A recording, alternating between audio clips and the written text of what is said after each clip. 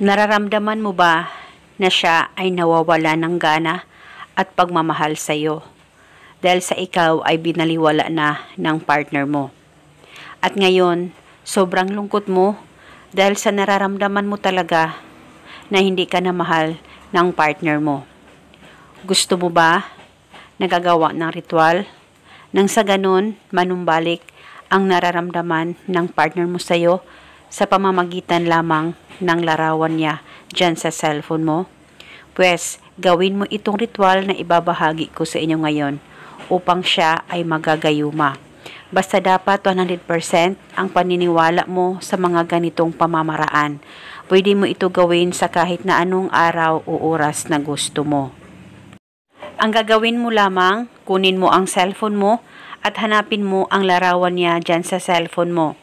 Pakatitigan mo ito ng maigi. Dapat wala kang ibang iniisip kundi ang target lamang. Pakaisipin mo siya at ibulong mo ang spell habang ikaw ay nakatitig sa larawan niya.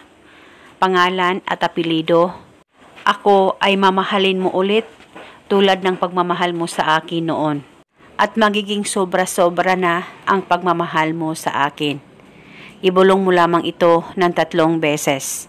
At pagkatapos mo nang mabulong ang spell, ay pahiran mo lamang ng kaunting laway mo ang larawan niya dyan sa cellphone mo. At pwede ka rin gumamit ng actual photo niya kung meron kayo sa kanya. At pagkatapos mong gawin ang ritual na ito, ay paniguradong manumbalik ang pagmamahal ng partner mo sa iyo. At kinabukasan, pwedeng ulitin ang paggawa nitong ritual. 1 beses sa isang araw, gawin ang ritual na ito. At depende po sa inyo kung hanggang kailan nyo po gustong gawin ang ritual na ito, lalong-lalo na kung LDR kayong dalawa. At habang buhay, ikaw lamang ang mamahalin niya. At eto muna sa ngayon, maraming salamat po sa panunood. May God bless us all.